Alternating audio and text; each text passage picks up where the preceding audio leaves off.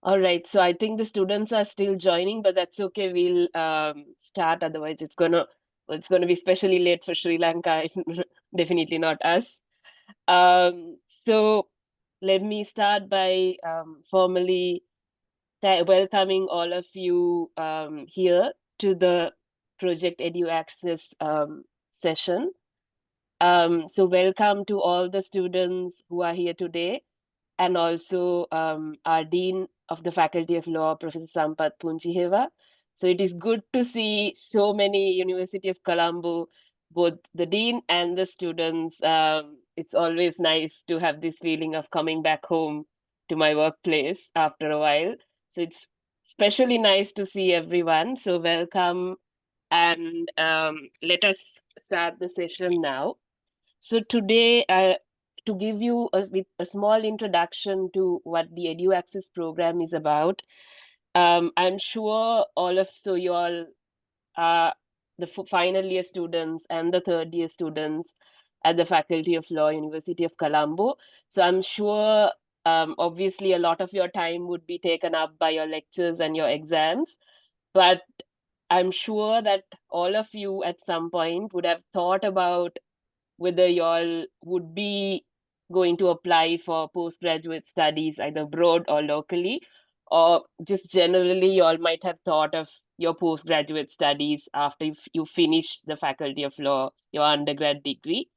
And even if this is not something you have thought about yet in detail, I'm sure y'all are all curious about what postgraduate studies entail, what postgraduate studies abroad entail, right? So this program today is to try and respond to some of your curiosity, interest, and share with you some insights on what postgraduate studies and specifically postgraduate studies on abroad look like. So in the session today on introduction to um, applying to universities abroad, we're going to do two things. First is we will tell y'all how the process of application for universities abroad look like. And to do this task, we have two panelists, Thahira and Radhini. You will see them very soon. So they will share with you all their experiences of applying to their universities in US and in the UK, and they'll share their experiences with you.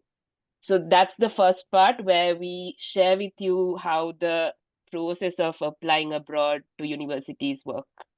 And second one is where we will tell you what this program, the Project EduAccess, how the Project EduAccess can support you in terms of your own applications abroad. So obviously this is going to be something you will do after you graduate, or it could be immediately after, could be some years later, but how can Project EduAccess help you with your own process of applying to universities abroad?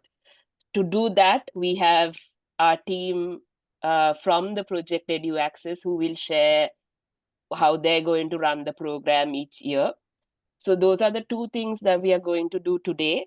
But of course, this whole session would not have been possible if not for our dean at the Faculty of Law, University of Colombo, Professor Sampath Punchiheva, who was very supportive and very generous and very kind and very enthusiastic in getting this program to happen today on your behalf. Obviously, I have spoken to Sir several times. I have messaged him. Despite his busy schedule, he has always been very supportive and very fast in his responses. So thank you very much for that, sir. To officially open this session, I would like to invite you first to say a few words, and then we'll start our session. So over to you, sir. Thank you very much. Very good evening. My colleague, my own colleague, and also my former time, my student, Binendri Pereira, and also distinguished colleagues joining from the UK, and also my dear students. Also, I know you are from third year and final year 4. So today I'm delighted to speak few words at this occasion, and something very unique to us, because in Sri Lanka at the moment a lot of students are waiting for opportunities abroad. Some time ago, like a couple of years ago, this trend was not there. But now many students passing out from the university system.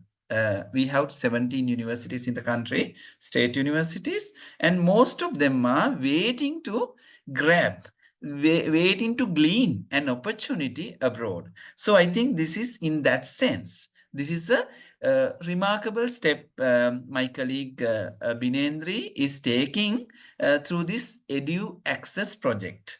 I know this project and getting an exposure in global universities will give you plenty of opportunities to educate and also be employed. So I'm a beneficiary of that opportunity. I studied at the Max Planck Institute for Innovation and also Munich Intellectual Property Law Center, and it broadened my horizons and deepened my understanding and honed my skills. So I'm proud of that. And likewise, when you get the best places on the earth, that would be fascinating. So I encourage my students in Sri Lanka at the Faculty of Law to get maximum benefit from this great project that your own teacher, your own colleague, of course, is a major part in this. And you will get mentorship program, and this is not only for Sri Lanka. I think Birendri once talked to me, and it is South Asian countries. So beneficiaries are the developing countries, and of course a student from a developing country like us will be having a major challenges to overcome, because you need to draft statement of purpose and also very attractive CV. Now today, as I learned that you are going to learn, you are going to master, at least have some glimpse of drafting a CV. A well-crafted CV is your gateway to your career. So please learn, please inculcate this skill in yourself, and I encourage everyone to take part active, very enthusiastically, in order to glean a new set of skills. And I think from as the Faculty of Law, one and only law faculty in the country, coming under the purview of the University Grants Commission, we are very proud that we have upheld splendid intellectual traditions in the field of law. So you will be you will be the very cream of the cream, and you will be the beneficiaries of this program. And I know our students, wherever they go, will be getting much opportunities because of the high standard that we have kept upheld, and also you have been trained through the best teachers, best researchers in the country, and also globally. Therefore, I think this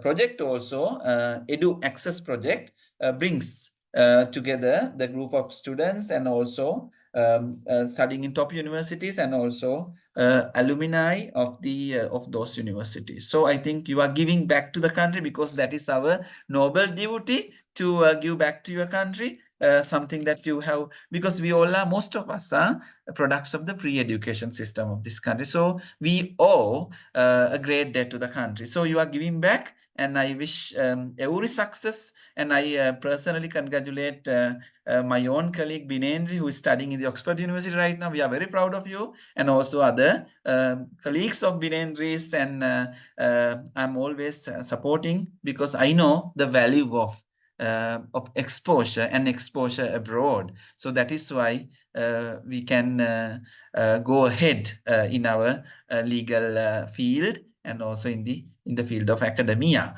So I won't take much of your time because you have lineup of very attractive, very impressive program.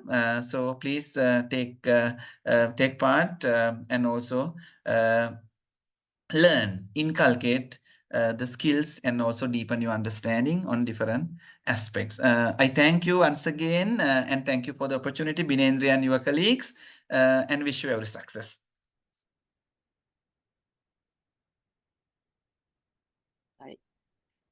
Thank you very much, sir, for your kind words, and I'm sure the team feels very happy to have heard you welcoming them personally. So thank you very much on all our behalf.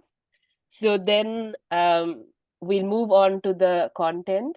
So as I said, our first part is where we are going to share the experiences from our colleagues, friends on applying and studying in universities abroad. So on this session, on this segment, we have firstly Thahira Cader, who is a candidate in reading for her MA in International Development at the School of International Service in the American University. So she's joining us today. So thank you so much, Thahira. Over to you to share your experiences. Thank you, Binendri.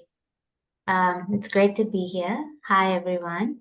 So I was also a student like you not too many years ago at the Faculty of Law. So it's lovely to be able to be back and share some of my experiences with you all. So as Binendri said, I'm currently a graduate student in the International Development Program at the School of International Service. So it's based in Washington, D.C. in the US. And my concentration is in law, policy, and governance, just to give you a sense of like how I'm using my law background, but in an interdisciplinary framework. So today, what I'm hoping to do is to share with you a few aspects of my experience with applying to graduate programs and what this process was like for me. And as Binendri and also as Professor Sampath mentioned, it can be a stressful, sometimes overwhelming experience. It takes a lot of effort. It's sometimes more than a year-long process. And some of the things that I'm about to share, I would have wished someone had told me back then when I was applying. But having said that, it's also a unique journey for each person. And so I hope these general tips will be useful and help you to think through and navigate your own process. I'm going to begin with like an overview of general tips and advice on applying to master's programs. And because my experience has been largely with the US system, I'm going to focus it on that and draw examples from that. But just keep in mind that these are general tips, so they could be applicable to other programs in other countries. And it's important to just draw from the general skills or like the advice that you get today and figure out how you can apply it in your own process and just to start thinking about it. So to begin with, and perhaps the most important thing is to do your research. So this is probably what takes the most amount of time because there are a lot of choices out there, a lot of opportunities, a lot of information, and it can be very, very overwhelming sometimes. There are many schools offering interesting programs. So it's useful to try and begin your research even a year before, or like even more than a year before if you can, the application deadline. So that way you can identify the pros and cons of each program. You can figure out the criteria that you are looking for example, what kind of program you want to engage in, what are the resources available, what is the style of learning offered, what are the courses available, who is on the faculty. If you're someone interested in extracurricular activities, what do these schools offer? And even small things like when you're moving to a new country, the location matters, the weather matters, the lifestyle matters. So those are things you need to think about ahead of time. Also, you'll find when you go onto university websites that they have a lot of information, and you can also write to them and try to get connected with alumni and current students to speak to them and ask about their experiences. They may also have like webinars closer to the application deadlines, which you can join and find out like more like focused information. And the other most important thing is to track the deadlines and the requirements for your application. So one way to do this is to open up an Excel sheet and to just like have everything listed out, including your pros and cons, so that closer to when you begin applying, you can narrow things down and you'll be able to kind of figure out which schools you're going to apply to. Also, in when you're doing this, it's useful to understand that most of these universities are ranked globally and within countries in different tiers, right? So in the US, you have top tier, mid tier, and like safe schools, which if you submit a good application, you have a huge chance of getting admitted into. So something that I was told when I was applying was to try to give yourself the best chance of admission. So give yourself the most options as possible. So to do that, don't only apply to the top tiers. Definitely aim high, be ambitious, and apply to the good schools, but also give yourself other opportunities as well. So look at the mid-tier schools, look at the safe schools, and identify good programs that you might like to apply to. And then a very important thing is that in the USA, the application system is very holistic. So it doesn't only look at grades, it doesn't only look at GPA, it looks at like you as a well-rounded person, right? So it's important to highlight your unique experiences, your volunteer work, extracurricular activities, if you've done internships, if you've had professional work in your field of study. Those are things to tell the admissions committee about. And also it's important to tell them who you are as a person, like what are your interests, what are your views on particular issues. And to do this, you need to kind of take time to think about it, reflect on it, and, really see how you can write good essays and present a good CV. Another thing, and these are more personal to me, something that drew me to apply to programs in the US was also the classroom environment and the style of learning. So from like A-levels and then like even when we are undergraduates in Sri Lanka, like we are exposed to a system of education that is very much centered on exams, right? So in the US, it's slightly different because you have a collaborative kind of experiential learning environment. So even the classrooms are arranged almost sometimes around it like a conference table or something. So you're forced to engage in discussions, you're forced to participate, and you're not always evaluated based on exams. So there'll be different formats like presentations, essays, writing, critical analysis, and like other modes of evaluation, which also train you for like professional work in the future. And it's challenging in its own way because you have to do lots of reading every day. You have to do lots of writing and weekly assignments, and you're like compelled to engage meaningfully and critically in discussions and like share your perspectives. But in the process, you also really find yourself growing and contributing and learning a lot. So that is something that I really valued. And that is one of the reasons that drew me to applying to the US. And having come here and experienced it, I can say that it has been very useful for me. The next thing is also that sometimes when we do like an LLB, we're often trained to think that the next step is an LLM. But it's also okay to consider other options and carve out a unique path for yourself. So that is something I also did. I considered doing an LLM, but I also factored in the possibility of doing something more interdisciplinary, which is why I am now doing a master's in international development, which is a 2-year program. But it also has allowed me to use my background in law effectively and collaboratively with other disciplines.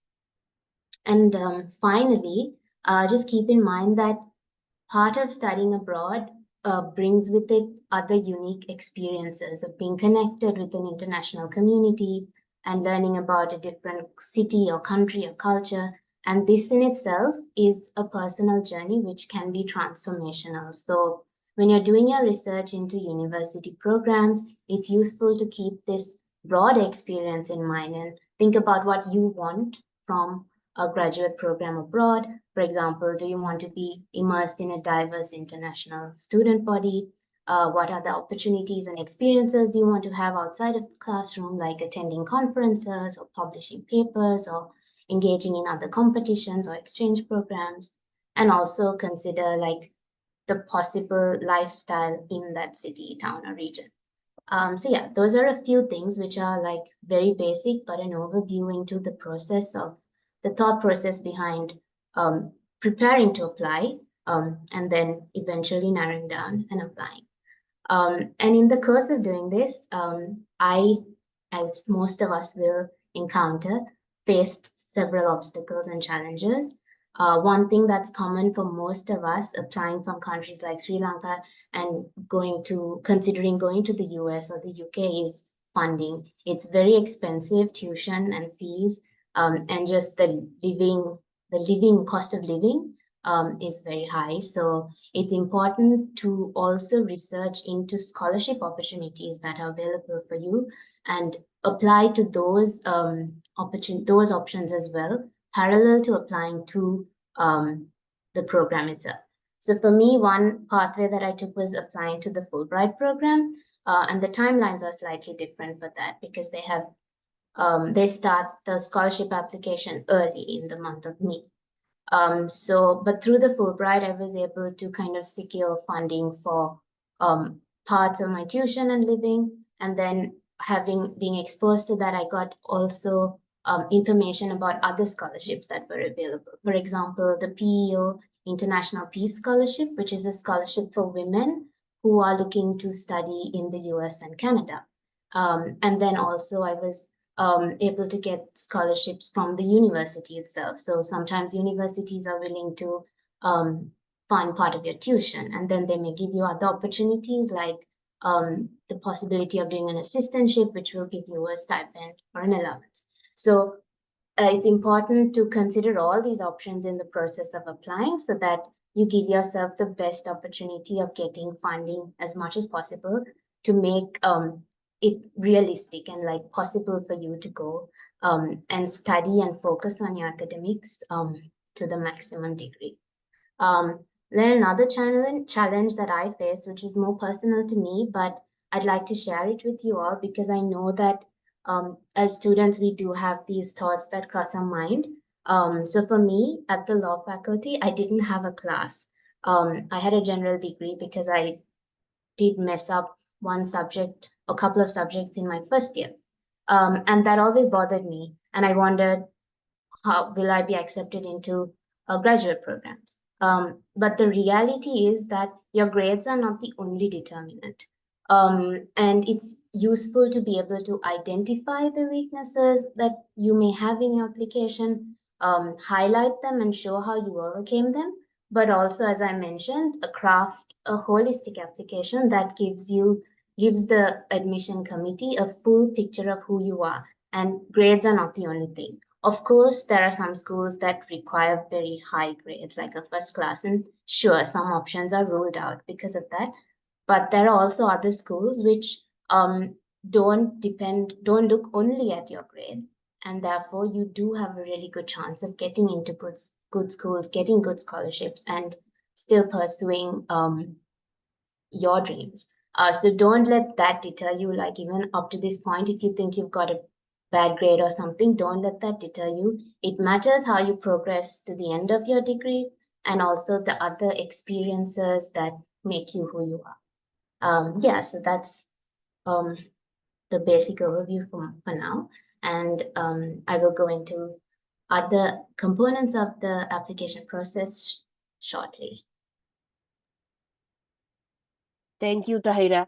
I'm sure the students really appreciated, especially your last point about obviously your honesty, your personal experiences are always, I'm sure, very interesting and helpful for the students.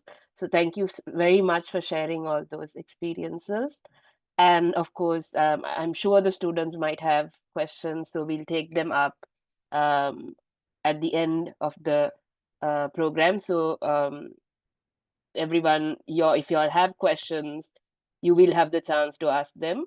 But for now, let's move to our second panelist, Radhini Gawarammana, who is a BCL candidate at the University of Oxford. So my other colleague from Sri Lanka here, who's going to speak to you all about graduate studies in the UK. So Radhini, over to you. Thank you so much, Binindri. Oh my gosh, there's 86 of you here. That's so amazing. So I am, forewarning, I'm nowhere near as articulate or as structured as Thahira was. By the end of this program, you'll probably wonder how on earth I got into Oxford, but it's going to be okay. So I studied at the University of Peradeniya, and that is not a faculty, that is a department, as we know. But Colombo is very close to me because you'll see it under my after my name as well, right here on Zoom. I work with SELP, and even Sir is known to me. I've seen him many times at SELP events. So it's really nice to have all of you here. So I think Thahira covered most of the parts about the application process in the US, which I think there is a certain overlap between what US universities are looking for and what the UK is looking for. So I'll just tailor this bit according to what I wish I told myself when I applied, which is also not that long ago because I applied before I graduated. So right after I received my final grades, my transcript, I applied. So the first tip I would have for you is know what you want to do. So depending on where you are in your academic career, you might be a graduate who is looking for something that might bolster and help you in your professional future. You might be like I was, fresh out of university, thinking, oh, I really liked some of the options I studied in my undergrad. I want to explore them a bit further, and the only way I can do that is a master's degree. It's really up to you. It's not that serious, honestly. But so for me, I think one of the most common challenges I faced is that a lot of people in back at home were telling me what they thought I should do. A lot of them said, "Oh, now you're right after your undergrads. Go to law college, become a lawyer, and then apply to your master's degree." But what I felt was right after graduating university, I had more questions than answers to things that I had studied. And I figured, okay, there's a lot of pressure to go straight into law college. It's fine. But I'll do what I want to do, which is really go deep into some of the questions that I never received answers to in my undergrads. And I treated my BCL, which is the Bachelor of Civil Law, by the way, it's Oxford's master's degree. It's just Oxford does very Oxford things and calls things by their own name, but never mind. So I treated it as an exploration of what I wanted to research at a doctoral level, because the more I studied the law, the more I realized that my pathway lies in academia. I taught for a while before coming here.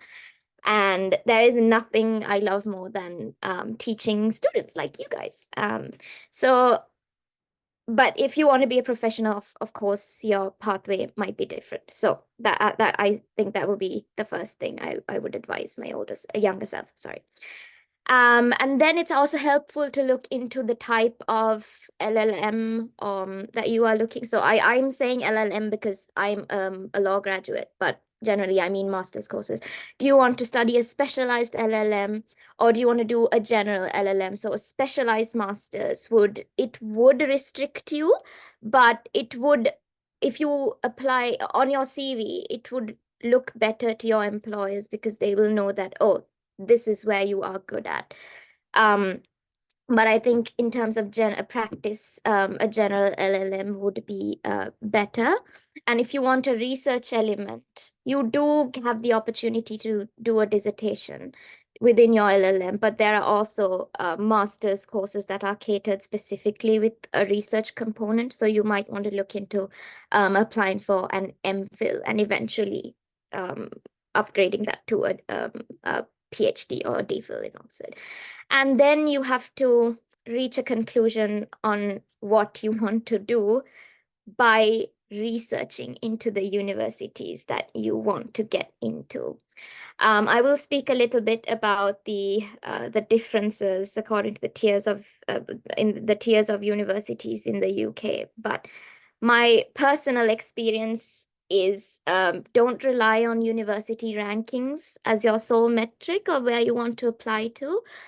For me, I applied to both Oxford and Cambridge. I did get into both, but I have to be honest with you.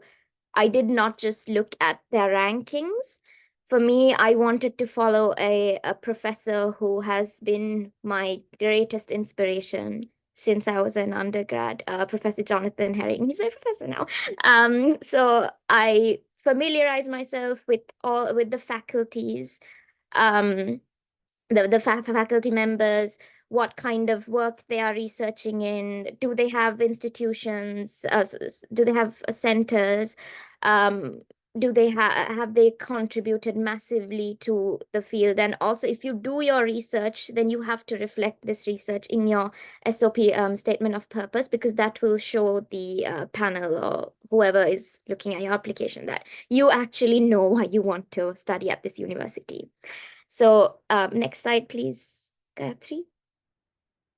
Thank you. And then you have to know what you must do to get there. So after you've narrowed down what courses you want to apply for, you should know what each course requires. I'll go into detail with this in a short while. So the good thing about UK university applications, I only looked at I think I only looked at one US website. I think it was Harvard. And then it just had a lot of words. I'm really bad at reading. So I was like, okay, no, I'm not applying to this. But the UK universities have very structured course pages with all the information that you could possibly need. And if you just click on the ribbons, you find all the information, what they're looking for, what you need in order to apply, what you can expect, when you can expect your result, everything. So faculties and universities have their own specific ways of allocating what weight. It's kind of like a ranking system. So they have a ranking system according to what weight they give each requirement. So I'll speak a little bit about that as well. And the next thing is very, very important. You have to start early. So UK universities, your application periods for master's, postgraduate courses run from December, starting with Cambridge. So I'm speaking deadlines wise. All the applications will open in September/October, but Cambridge closes the first. They close on the 1st of December. Oxford closes somewhere in around the 20th of January. And UCL, LSE, Edinburgh, all these other places, they can go as far as March or April, but some universities may have a rolling application system, which means their portal is always open for you to apply depending on capacity and how many people they can take in and fund. They will you can apply anytime, basically. Next, please. Okay, so the common challenges that I have had is so the expense of living and studying in the UK. So I think you guys must have heard about the cost of living crisis. So everything is expensive here. Securing funding and scholarships is extremely challenging, but it's very important. So I suggest looking into opportunities like the Chevening Scholarship, the Commonwealth Scholarship. And this is a very, the good thing about applying to universities here is that if you research into your program, faculty, or university, all those three components, you'll be able to find specific funding allocated according to what you are applying. So Cambridge has the Gates Cambridge Scholarship that opens quite early, and you receive your result before you I think, before you get your application result. But yeah, I can't remember. But and then you also have departmental scholarships. So when you apply to Cambridge, they will take you to a separate page which is dedicated specifically to funding. So you have the opportunity to tick what you want to be considered for. You don't have to apply separately for those scholarships. And the other good thing about Oxford is so at the end of your application, you talk about funding, you will be given a list of applications that you are already eligible scholarships that you are already eligible for, and the faculty making the decision, the board making the decision, will consider you already eligible, which means you don't have to make special applications for any of those. And then the next big challenge I had was having little to no information about the application process. So the faculty websites will tell you what it is like, but it's also extremely helpful to have someone who's gone through this process, and which is why I'm very grateful for Project EduAccess for making this opportunity available to all of you. So back then, when I didn't have anyone on the other side, I started asking around because I really wanted to go to Oxford because of Jonathan. I started looking around for somebody who had done the BCL, and I was very lucky to find Sachinta, who is a product of Colombo, and he was so helpful to me. He's honestly, he was my rock throughout the whole application process. And then I also did a little bit of stalking. So the good thing about the BCL is that every year they publish a profile handbook. So you can actually see who's done the course, and what they've done to get here. And then of course I YouTubed BCL Oxford, blah blah blah, no blah blah blah blah. There were words in there, definitely. And then I came across an interview starring our very own Gayatri, who is one of the founders of Project EduAccess, and she just did this whole detailed explanation about the application process, which I found so helpful. I think I watched that video about 30 times. I know the script now. I know what she's going to say at which mark, but yeah, doing things like that is very helpful. And then the last challenge is having too much information. This I ran into during after I applied on these things called LLM forums. So things like Student Room, where you have other people like you who have applied and are waiting for a decision. They come up with all kinds of speculations, and they come up with rumors, and all that is going to do is stress you out further. So I strongly recommend not doing that. I don't follow my own advice, but follow my advice. Don't do it for the sake of your own mental health. And then the other challenge, which I don't find talked about enough, is your mental health. So when you go abroad to study a degree, it can get very lonely. You don't know anybody getting here. You just have yourself, and for most of you, I'm pretty sure it's going to be your first time away from home. You need a support system. But the good thing about the UK is your universities are very, very, very concerned about your welfare. So I think that is something that you need to look into as well. Just always something that you can fall back on. But it's going to be okay. Yeah, that's it from me about the UK.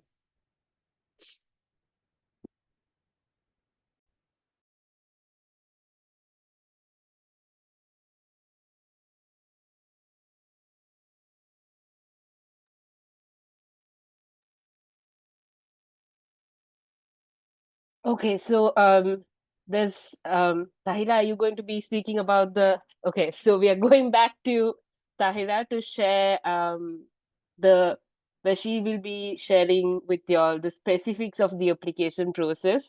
And of course, by now, if you all are feeling that this is a lot going on, that there's a lot going on here, which obviously is the case, that oh my God, there are so many components in the application process, so many things to think about, and also obviously the concern of finances. So I guess also to mention, I think it's good to mention at this point that in order to meet these challenges, are exactly where the Project EduAccess comes in. So if y'all are feeling a little overwhelmed, we're not here just to overwhelm you. We are also here to say how we're going to support you through this process when you start planning and starting to apply. So we'll come to that in a bit, but Thahira, over to you to explain the process. Thank you, Binindri. So hi everyone again. So continuing off from where we left, I'm just going to give you again an overview of the application process. There's a lot of detail that goes into each application for each university, and it could vary, but like Radhini mentioned, and also like I mentioned, based on like the initial research that you do, these are just some basic steps that you're going to have to get through up to the point of submitting your application. So remember that Excel sheet I spoke about at the start where you have like all your research? So this would be the point at which you begin to narrow down your schools. You figure out which schools you're eligible for, what is the criteria that you can meet for your program of interest, and you begin to kind of maybe narrow down to a reasonable number that you can see yourself applying for in the next year.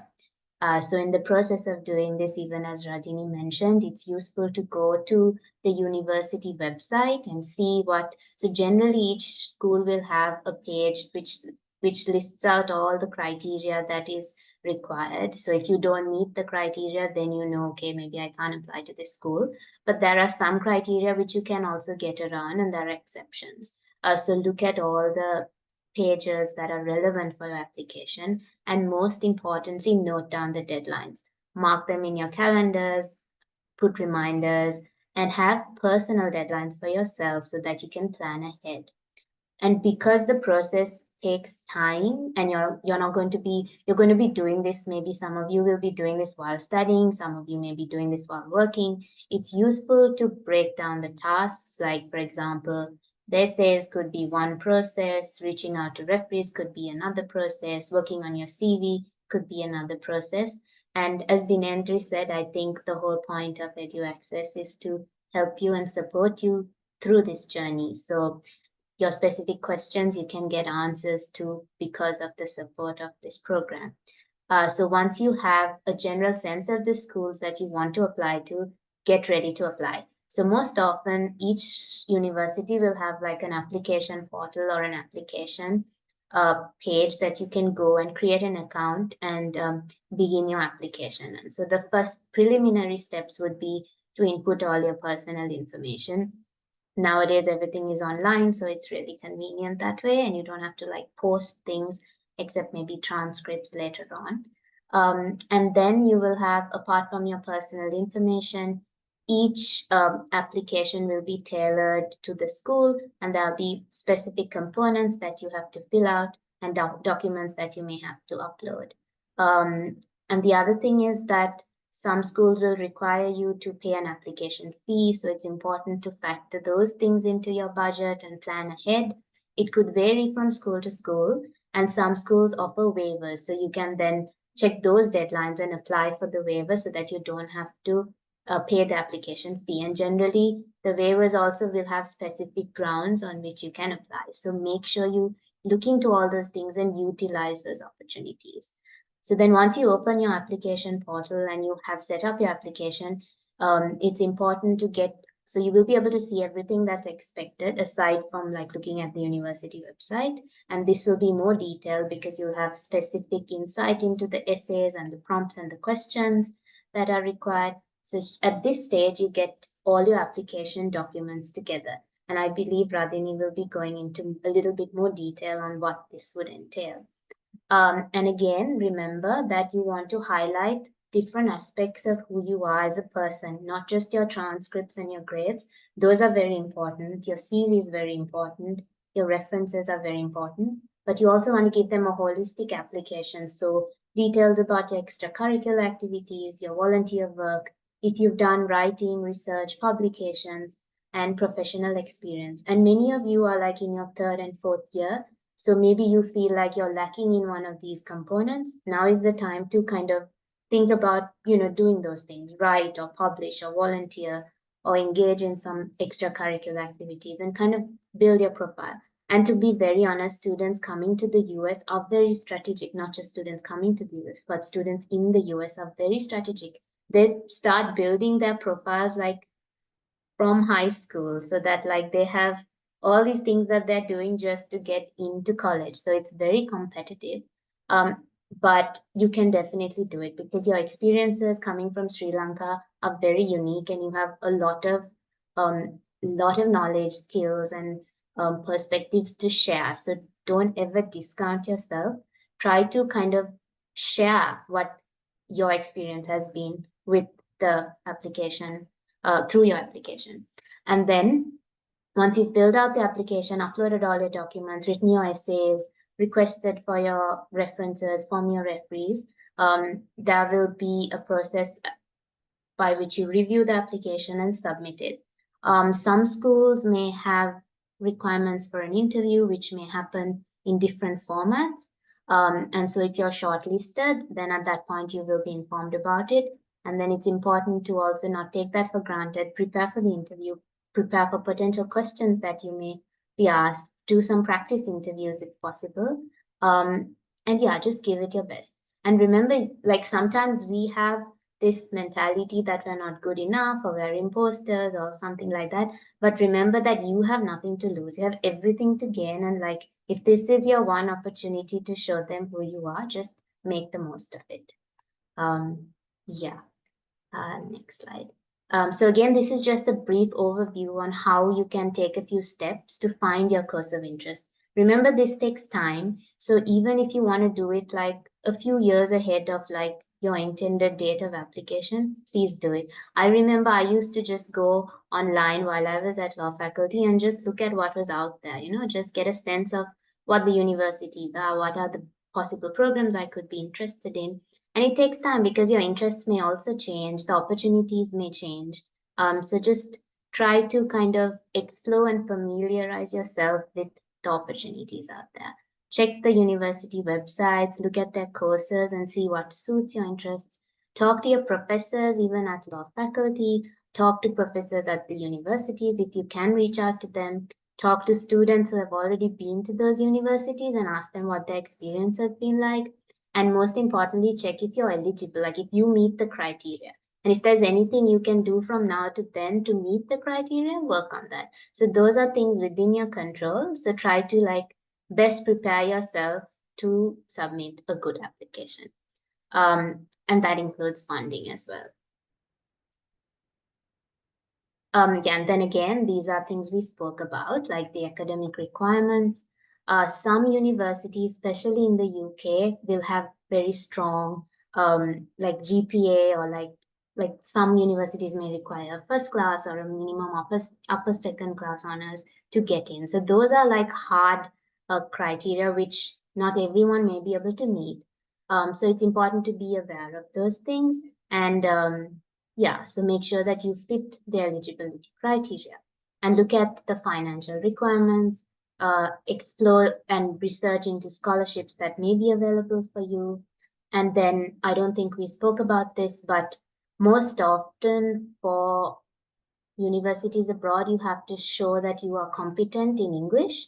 So for the US, it's often the TOEFL standardized test that you have to do, and the UK, it's IELTS or TOEFL, I'm not sure, but either way, you have to do one test so that you can show your competence in English. Some universities may waiver that if you have done your undergrad in English. So look into that. Generally, if you're pursuing an LLM, you don't have to do like the GRE or the GMAT. But if you're doing a program that is more interdisciplinary, like the one I applied for, I had to do this standardized test called the GRE, which is a mix of English, maths, and like critical analysis and writing. So those are things you can plan ahead and do before your application, before the application cycle even opens. Yeah, I think Radhini will take over to speak about the documents. Radhini, over to you. Okay. Yes. Oh my God, I'm reliving trauma from my days of applying. But anyway, okay. So these are the main criteria that these universities will be looking for. So we'll go through them one by one. Your statement of purpose, or basically this will be like a myself essay, you know, the ones that you write in grade 1 and 2 where you talk about yourself. But this is different because in the US you get you get more words to talk about yourself and why you want to apply to this university, but the UK is different. I'll tell you why that is in a little bit. And then you need your CV, which is basically like what you've done, your achievements, your academic qualifications, etc. 3, your writing samples. 4, your transcripts, which contain your grades and your class, whatever. And then the 5th one, your letters of recommendation or your references. So go through them one by one. Okay, so the statement of purpose is exactly what it says. You just have to state your purpose for applying to the university. Now, the word limit and the format will differ from university to university. So I can only speak in detail about the UK. But the US gives you a very, very generous allowance of words. I think they give you about like 3,000. That might be a bit of a stretch, but correct me if I'm wrong. But they do give you a lot of leeway to tell you about who you are. You can go to town about writing, about your achievements, your extracurricular activities, everything. But the UK is different. So Oxford University only gives you 300 words to write a statement of purpose. Cambridge gives you a little more than that. I think they give you around 500. But that is still very, very less to talk about yourself. But why is this? This is because, as I told you before, they have a ranking system. They have a tier list according to what requirement is, what criteria is most important. The SOP falls at the bottom of this. And this I found out after I applied. So the work that the US SOP does is essentially done by other criteria in the UK. So the panel making the decision about your application will actually form what you are like as a person and as a student, as a potential student and an applicant, by looking at other things such as your grades, your references, and your writing. The CV, as I mentioned, is also, it's important, but in terms of the UK, it falls, I think, maybe on par with how important the SOP is, or maybe slightly above. But you should look to developing your CV and resume, because if you haven't done anything, you don't have anything to talk about. So we'll go one rung up. I think number 3 or number 2, what is most important is your writing sample. Now, this might confuse a lot of you. It confused me as well, because I didn't know what to submit as written work, because Oxford just calls it written work. Cambridge doesn't even ask for written work, but most universities do. This is basically to show your assessors that you know how to write, not just able to form sentences and all of that, but you know how to introduce an argument, you know how to unpack it, you know how to analyze it, and you know how to come to a conclusion. It's basically just show them that you know Iraq, okay? So for this, I will give you the advice that my my professor gave me. So Dr. Cullen, he's the head at Peradeniya now. He said what is more important would be to submit something that has been assessed by a different panel, because you know that it's graded, right? So we have a dissertation at Peradeniya. So what I did was I picked a chapter that I really liked, which I thought had a lot more analytical parts. And I wanted something to show that I am passionate about what I'm writing about, and also I'm good at like convincing a reader that they should be passionate about it too, in essentially. So you are given an allowance of 2,000 words. So it's best to submit something that's already been graded. But this is also something that might help you generally, not just with applications, but developing yourself as a student, is to try to get at least one publication out there. It can be published by anything. Not, I wouldn't say self-published, but I know that Colombo has various conferences. There are other universities in the country that have symposiums, so try your hand at submitting abstracts. So abstracts don't count as written work, by the way, but try to submit full papers, case notes, anything, just anything to show that you know how to write, that you have a passion for writing, and also that you know how to structure an argument. So writing is extremely important when applying to the UK. Next slide, please. Okay, the reference letters or the referees. So the good thing about this is they don't have to be letters. So once you once you find your referees, the person that you want to speak about you to the assessors, all you have to do in the UK is just enter their email and their designation, blah blah blah, and then they'll have to do the rest. You can't write your own reference letters, obviously. They have to go through the portal of that is unique to the referee that you've mentioned. So the UK has various requirements for referees. So I'll start with Oxford first. Oxford for the BCL asks for 3. I know some of their programs ask for 2, but Cambridge, I think, specifically asks for 2. Some universities just ask for 1. Now, when finding a referee, I was under the impression that your strongest referee would be the person at the very top of the hierarchy. So either for you, in your case, it would be the dean. My case, it would be my head of department, but that is certainly not true.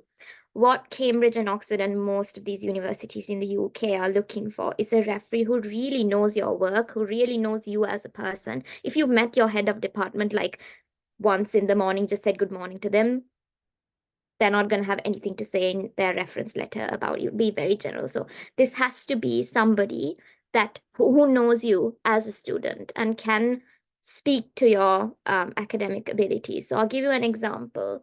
I had a visiting lecturer who taught me only one course. She did not have a departmental email because she was on visiting basis. But I did really well in her subject, and I asked her, could you write me a reference letter? And then she said yes. And after I got in, she shared the letter with me, and I was floored by how much my work with her had impacted how she thought of me as a student. So remember, when you look for referees, it's not just about who's at the top of the ladder. It's about who knows you best as a person and as a student. So yeah, don't think that you have to go to your head of department or like yeah, anyway. And then the next is standardized tests. So in the UK, this will be, so GRE and GMAT, these are, I think they are very, very specific to the US. But in the UK, they look for TOEFL and IELTS. So both Oxford and Cambridge accept IELTS or TOEFL. They will have a band requirement, which means for example, in IELTS, they do test you according to your reading, writing, speaking, and listening abilities. So Oxford and Cambridge will give you a band requirement, and they will also give you a component requirement. So let's say your overall band is 8.5. If you have, you also have to meet that criteria, but you also have to meet an individual component. So you need at least an overall 7. No, you need a 7 in each component, if that makes sense. If you read, you'll understand. So it's best to prepare yourself for that. If your degree was conducted primarily in English, which I think you might have, I think, yeah, Colombo does have English medium. Radhini is entirely in English medium. So yeah, if you can, if you think your course is eligible for it, it will tell you if it is or if it isn't. They might waive that off for you. Alternatively, if you do IELTS and you get a 6.5, which is like one grade shy of the overall requirement, most of these universities will have like a pre-sessional course. Oxford calls it a pre-sessional, where they, before you start your course, they will give you access online to join an English diploma kind of course, where the university itself tests that you are you have the capacity to read, write, speak, and listen in English. And then the last one is interviews. As far as I know, many of the UK universities do not have an interview component. This might be different for research degrees. It really depends on what group is looking at your application. So, for example, for research masters, your application will go into a group of professors who are involved in that field, and they will decide whether or not they want to interview you. So that's a bit tough, but if you look at the websites, you will see at the end, interviews are not normally held as part of the assessment in the UK. But if you do get invited to an interview, you should be very proud of yourself, first of all, because not many people make it that far, and consider that as an opportunity to really, really sell yourself to your assessors. Because if your CV, SOP, grades, all of that haven't done it, the interview, it's a very nice way to like round it all off and really prove to your assessors that you deserve a spot on this course. Next, please, Vinay. Okay, 3. Okay, and after ages, it's finally time to introduce Project EduAccess, and I'm so excited to invite our team on board to tell you all about what Project EduAccess is all about. Thank you. Okay, so thank you, Radhini, and also thank you, Thahira, and thank you everyone for waiting with us. I know it's getting late in Sri Lanka, so we're not going to take long in this component. So we have the Project EduAccess team, the founding members of the Project EduAccess, who are so Gayatri Cader, who is a DPhil in law candidate at the University of Oxford, and Miss Bareshi, who is also a DPhil in law candidate at the University of Oxford. So basically my seniors. And then Samir Rashid Bad, who's reading for his DPhil in public policy, once again at the University of Oxford. So they're the ones who thought, so basically EduAccess, they're the ones who thought this project up, and they're the ones who are putting in the hard work to run this every year. So I'm very happy, me and Radhini both are very happy that we could join them to extend this to Sri Lanka. So they'll tell you briefly what and how EduAccess can help y'all when you start applying to universities abroad. So over to you. Perfect. Thank you so much, Binendri, for a glowing introduction, I must say. And also thanks to Radhini for that little shout out in the middle. But more importantly, a huge thanks to both Thahira and Radhini for very, very meticulously laying out exactly what challenges and how tedious this entire process of applying to universities abroad and studying abroad is going to look like. And I'm sure just by sitting in on this hour-long conversation, you figured the importance of having this sort of an individual in your life, somebody who can give you a sense of exactly how hard, how difficult it can be, but can also provide you tips on how to manage the stress, how to put together all these really important application documents. And the idea of Project EduAccess was really born out of this realization that very often there are students from marginalized communities and students from underrepresented backgrounds and students, including students from Sri Lanka, who may not necessarily have such ready access to seniors or relatives, somebody who's already been through this whole process of making an application to a university abroad. So very often it's not the lack of merit or the lack of talent that's really preventing some students from going abroad. It's simply just this lack of knowledge and this lack of some mentoring that's making a whole lot of difference. So we set up Project EduAccess precisely to offer such mentorship and such information to students, not only in respect of higher education abroad, but broadly also in respect of personal development and professional opportunities. But the more relevant prong of our work at the moment is higher education abroad. And we have been running mentorship programs since 2021. Both in 2021 and 2022, our operations were focused in India, and we were working with students from marginalized communities in India. And last year, we also managed to expand our operations to Pakistan. And this year, we are hoping to expand our operations to Sri Lanka as well and assist in this process of making your applications to universities abroad, figuring out what form of funding and financial support you can actually access in order to realize this sort of dream of seeking opportunities elsewhere. Beyond that, as you can see in this last paragraph on your screen, we also do a lot of capacity building and leadership skill development programs.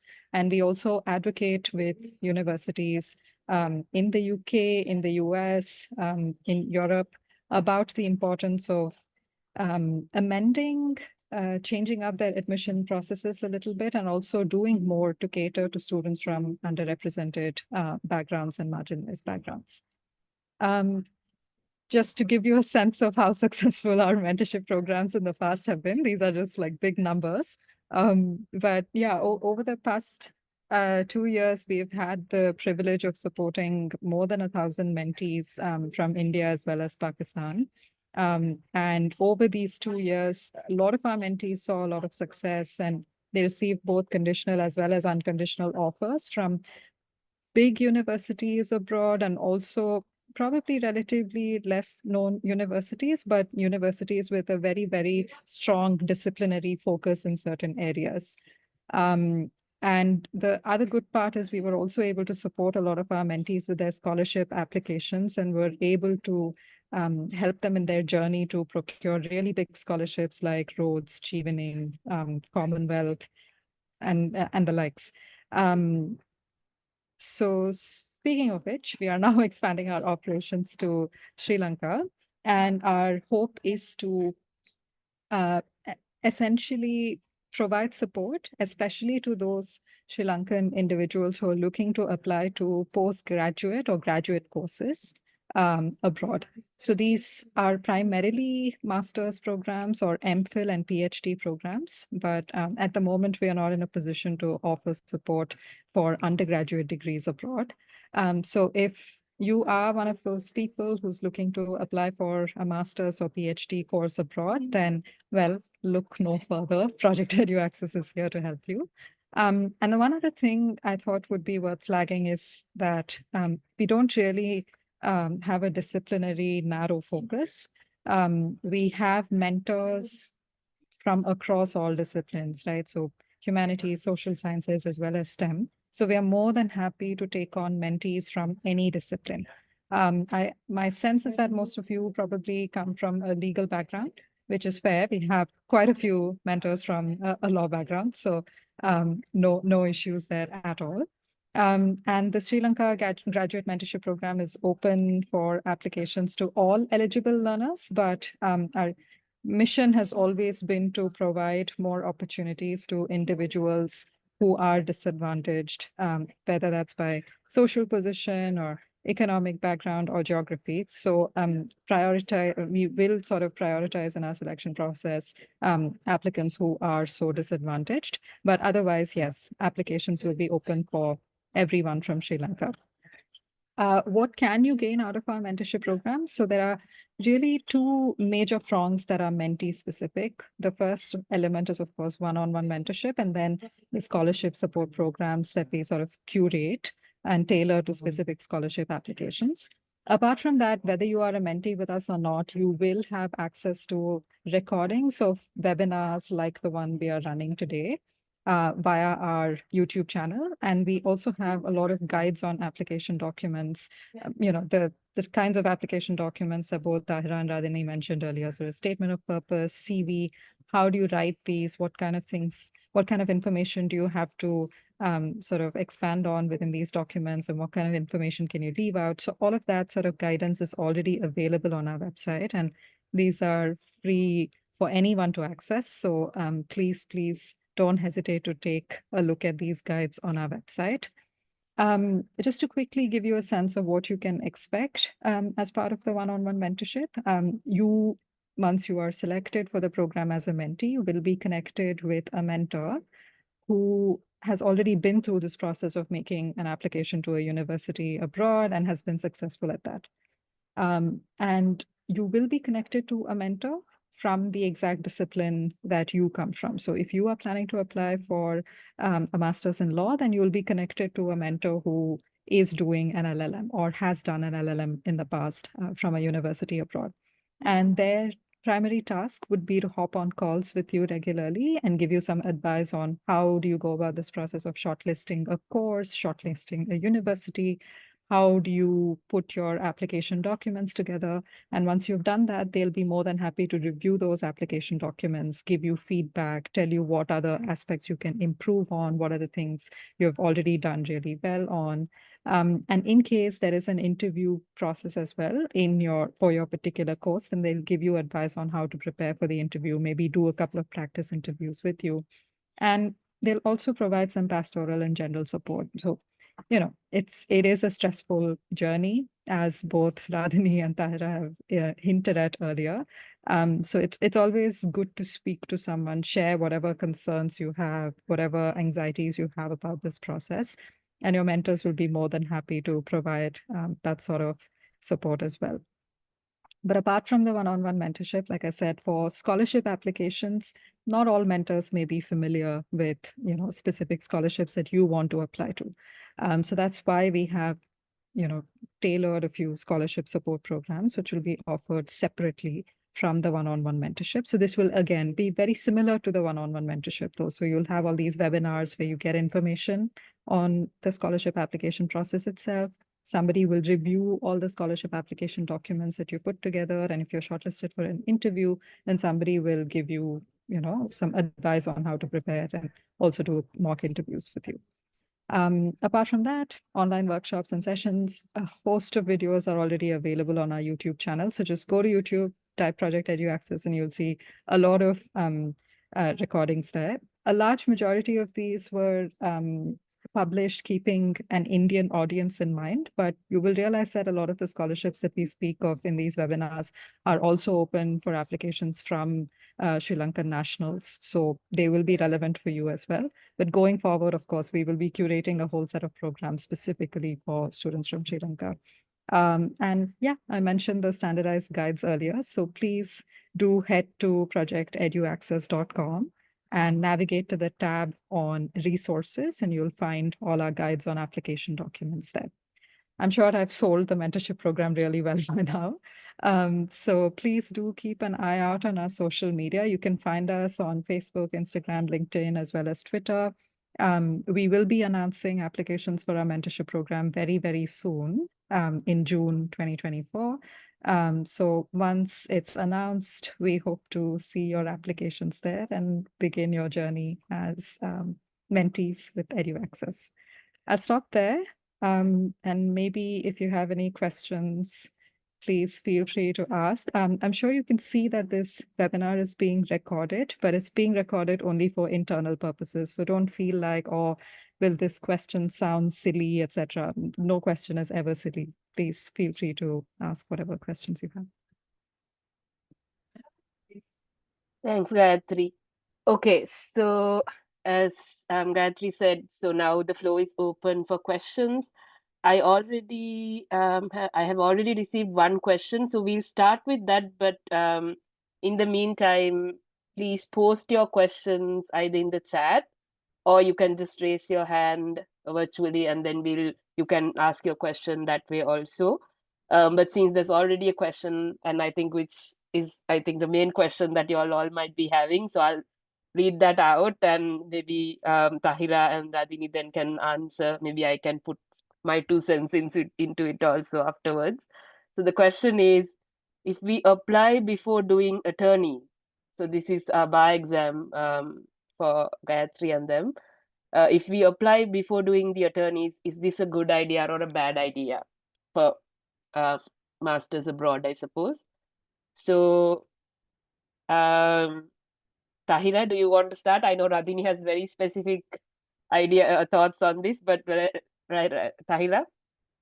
I can answer it based on my experience, but also like just reflections. So the thing is, I did do my attorneys before I applied for graduate programs, but also for very different and personal reasons. And I think you should keep in mind that there is no one track to doing things. There is no prescriptive like timeline or like some linear route that you have to take, although as Radhini mentioned, people are going to pressure you to do things that they think make sense from their perspective. But what's most important is for you to identify what you want to do. Do you want to practice law when you come back to Sri Lanka? Is that what is part of your like professional growth and like trajectory? Is that what you see for yourself? In that case, it may be useful to do your attorneys as soon as you are done with law faculty. That way things are fresh. You can, get that not out of the way, but, get, you put the building blocks in place.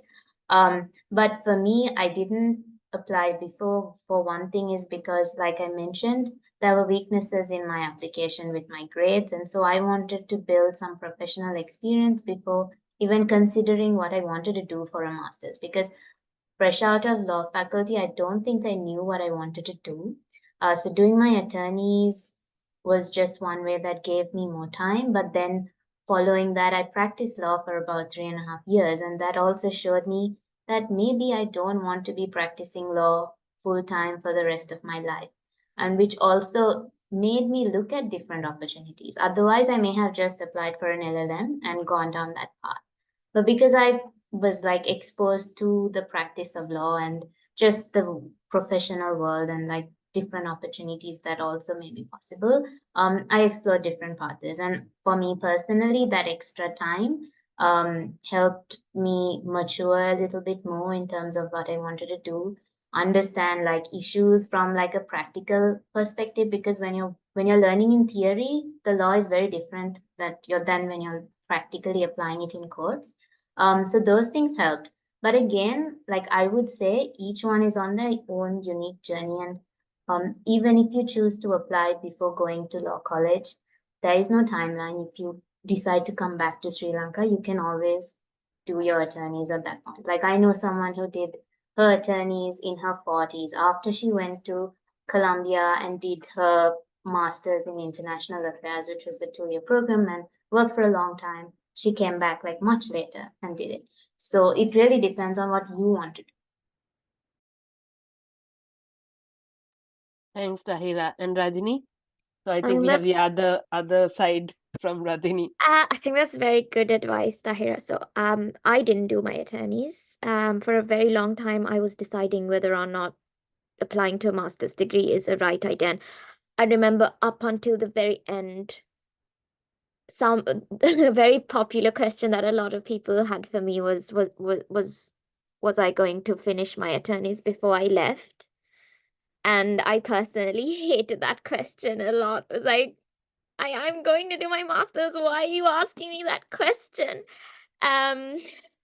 I think it comes from a very long line of, tradition that we have where the path is directly to do attorneys after you become a law student. But when I came here, I realized that is totally not the case. I mean, the world's your oyster, you can do whatever you want. For me personally, I had to choose between teaching or doing doing my attorney's exam. And even when I was interviewed for my teaching position, I was asked, am I doing the attorney exam? And since I'm being very candid with you guys, I lied. I lied and told them I am doing my attorneys. I'm right now doing the exam. I'm studying civil procedure, whatever. But that was not true. I think you need, if you would be the first generation of students in Sri Lanka to do this, I would be very proud of you. Take yourself out of that system. Like, you guys are adults. You know what you should be able to decide what you want to do. And first and foremost, you guys are applying for master's degrees, and these are academic degrees. They do not expect you to be professionals when you are applying, because you are applying to these degrees to learn. You are in essence extending that period of being a student, and there is absolutely nothing wrong with that. So it's entirely up to you. Just do not be influenced by what other people think is best for you. That's all I have to say about that. Thanks, Radhini. So there's one more question, or rather two. So this is a little bit of a long question. So I guess I'm going to summarize it for you guys. This question is basically saying, so they joined law faculty. I'm not sure it's a number, so I have no idea who the name is. So they joined the law faculty thinking they'll practice, they'll become a practicing lawyer, doing law, becoming a practicing lawyer, I assume was their long-held dream. But after coming to faculty, obviously, as we all know, things change. So they're not sure whether they want to practice law anymore, or whether they're not sure whether they want to become a lecturer, which is completely fine. So then they're asking what they should be thinking in terms of then applying for a master's. How does that fit in when they're not sure, I suppose, of what they want to do next in terms of their career? Any thoughts, any advice? Okay, so whoever you are, I'm very proud of you for admitting that, because when I was a student, I wouldn't have had the courage to say that.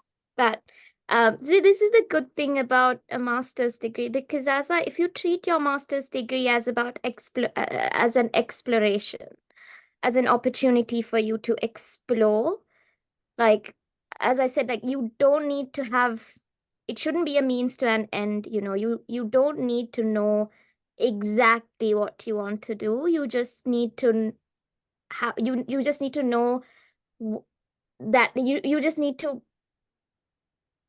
treat your master's experience as a pathway to finding out what you want to do. So in your case, I think uncertainty about what you want to do is going to work in your favor when you apply for your master's, because, like, you're an open book, right? Like, you want to explore, you want to know more, you want to know where you want to go. And if you think your master's will help you decide what you want to do, I was very open about this in my application. I was very open about not having enough answers to the questions that I had, especially when doing attorneys. So I think you should be candid about this, mention this in your SOP, and if anything, it will only tell your assessors who you are, and the fact that you are not afraid to apply to a master's degree with that much uncertainty. Because the fact that you want to apply to a master's degree, despite being so uncertain about choosing between two binaries, academic or a professional or everything in between, that just shows that you are a very brave applicant. And I think that will speak to about your strengths as an individual applicant when applying. Thahira? Yeah, I just have a few thoughts to add to that. Yeah, I think what Radhini said is very valuable and insightful. And to be honest, like we grow up in like a culture where we think there is a set path and you have to pick one thing, and if you pick that on one thing you can't do the other thing, and so it can be a little limiting, like the way we see our options. And so the fact that you are very honest about the uncertainty, it's really it's that is real. And like I don't think like even after coming here and being enrolled in a graduate program, I don't think I still know what I want to do, right? Like and that what I realized is that it's very normal. Like people here are not like fixing themselves in a box. They are very much open to exploring opportunities and seeing what's available, because the world is also changing, and it's important for us to have as many skills as we can to be able to adapt and contribute and give back in ways that are not like boxing ourselves out. So the more opportunities you give yourself and open yourself up to, you will benefit. And remember that like I don't know, like sometimes you might spend 10 years in academia and then realize, no, this is not what I want to do, and then change and go and do something completely different, like design or arts or something. And there's nothing wrong with that. Like just because you have a law degree doesn't mean you can't go and work somewhere else in another field. You can like, you know, bridge things together. The world is very, very much moving towards interdisciplinary work. So even in professions, it's not clear cut. It's not like being a doctor, right? Where it's like you have to follow the steps. But here you can do a lot with the law degree, and it's not just academia or practice. So I would say go into things with an open mind. Definitely, if you're uncertain, a good place to consider is the US, because it gives you that space to explore. And when you give yourself a chance, you will probably even find things that you never knew existed and that you are really good at, that you really like. And, you know, opportunities will open up for you. So don't use the uncertainty to your advantage, like even in your essays. Okay, so thank you both. And there's one more question. I think this is about skill-based, the standardized test. I think then that goes to Thahira. So she's asking, is there a way to familiarize with this, familiarize ourselves with these standardized tests before applying to studying abroad? So we have, or I guess like, yeah, so I guess how long should we take to familiarize ourselves with the standardized test and then build confidence and then apply, like at which point, like how much preparation I think goes into preparing for these specific standardized tests, and then decide, okay, we are ready, we are confident now, and then go to applying. So that's the question, Thahira. I guess you're the one who did the standardized test, which is not IELTS or TOEFL, which is what we have done. So maybe your thoughts on the preparation for that. Yeah, so I think that with the standardized test, it's important to first know whether your program requires it, because if it doesn't, then don't like create the additional burden of having to do it. Secondly, like again, I think even Radhini mentioned that there are bands for TOEFL and IELTS, even for standardized tests like the GRE, depending on which school and program you're applying to, they have like grades, right? Like that they would like you to meet, or like they would want you to be within a certain percentile of test scorers, maybe above the average or even like almost close to the 90th. So it's good to have that in mind, so you have a goal as to where you're aiming for. So for me, I needed more time to do the maths prep because I haven't done maths in a long time after going to law faculty, right? So, but it's very basic maths. It's 10th grade maths, but it's still maths, right? So algebra, geometry, that kind of thing. So I did have to take time to refresh like learn the concepts, relearn the concepts, refresh, and that will vary. Like if you're someone who's good at maths, it'll be just like a walk in the park. But for me, it took at least a year, right? I would say, to kind of learn and then do practice tests to fix my mistakes. And then, of course, I played to my strengths. So, and that writing and analysis was something I was good at. So those things I like tried to kind of maximize on. And then you have like reading analysis, which is comprehension and like reading these passages and improving your vocabulary. So sometimes you think you know, but you don't know. So you actually have to dedicate time to learn words. It's tedious sometimes, but if this is something you want to do, you do have to allocate a couple of hours every day and work on it. The thing to remember also is it's a standardized test, right? So there are structures and patterns, and as much as you want to learn the concepts, it's important to learn the tips to kind of beat the test. So it's also about timing and your strategy and like not wasting time on a question that you know you're never going to get the answer to. So trying to answer as many questions as possible and get the most amount of points. So those are things you will develop over time through practice. And there are materials, so there are textbooks which can be downloaded online or you can purchase them. They're expensive, but there are also students who have done it before who may be willing to lend. So you can like borrow those material, dedicate time to doing the tests, doing the practice tests, writing, just training yourself to take the test. And what they do recommend is take the first test early enough so you have your score, and then if you have not met the grade that you require, you have enough time to repeat it again, learning from your mistakes. It's expensive, so I wouldn't recommend that. If you can do it as well as you possibly can in the first shot, do that. But worst case scenario, give yourself time to repeat it again, which is why I would say start early and prepare early. That way you remove the need to repeat and, spend excessively on those things. Yeah. Thank you, Thahira. So there's, I guess, one question which is very specific, asking what is the cost of these masters, which I'm not sure whether we should be telling, because that's a lot of zeros, I guess, at the end of a number. I mean, obviously, I think maybe I'll just say that I think the costs are available. The tuition fees as well as living costs are generally calculated by the schools, and they give you a general list, the specific fee cost as well as a general estimate of the living cost in their websites. And obviously it changes based on the country that you're applying to and the university.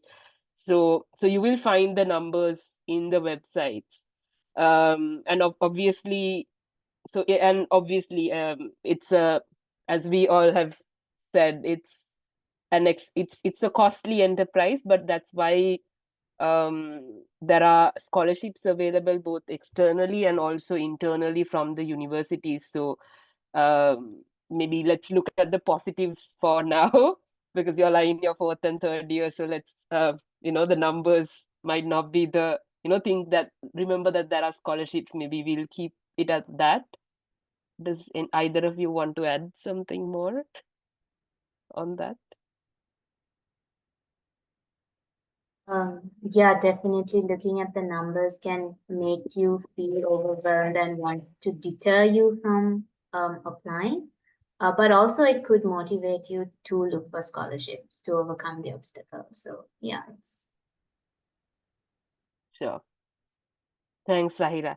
And then I guess this would be the final question about details of the program and about the Zoom meetings in future. So Gayatri, do you want to respond to that maybe? Sorry, do you mind repeating that, Binendri? Yeah, sure. So details of the program, I guess, to summarize where to find more information and also the future Zoom meetings. Yes. So what I'm going to do now is invite all of you to first follow Project EduAccess on our social media. We are most active on Instagram. So I think Samir has already very kindly dropped the link to our Instagram profile. So please follow us there. And separately, you can also keep an eye out on our website, which is just simple, projecteduaccess.com. So the moment we put together our plan for our next set of workshops, we will announce it primarily on our Instagram, but we'll also post a link to that on our website. You'll see that very soon. There'll be a separate corner of our website for the Sri Lanka Graduate Mentorship Program, where you'll be able to access all of this information. But yeah, maybe in 2 weeks, you will hear more about the mentorship program itself and the process to apply for that. And hoping that most of you will be mentees with us this year. Or the coming years. No, the coming years. All right. So with that, and there might also be specific workshops for the universities, which we will let you all know in when we are ready with those. So with that, I think time is really becoming late in Sri Lanka. So we'll end the session today. So thank you, all of you, the students, for being here and listening to us. I know it has been quite long, and I know focusing on Zoom meeting is not the easiest task. So thank you so much for your patience with us, for listening to us, and for asking the questions. And if you have any further questions, you can obviously reach out to EduAccess directly, but also since you all have my contact details, you can contact me as well. And looking forward to being in touch with EduAccess work, in addition to, of course, the university work. So thank you very much once again, and I hope you all have a good night. And for those who are in the UK, hope you all have a good evening. And Thahira, I hope you have a great rest of the day. So thank you very much for the team also, Thahira, and especially our panelists, Thahira and Radhini. Thahira for joining from the US, and Radhini for taking time from your busy schedule in the BCL. So, and then thank you, Gayatri, Samir, and Misbah, for all your hard work. So yeah, with a final thanks, we'll end it there. Thank you, Vinendri, for facilitating all of this. Yeah, thank so you, well. Vinendri. Welcome. Thank you. All right. So until the next time then. See you all.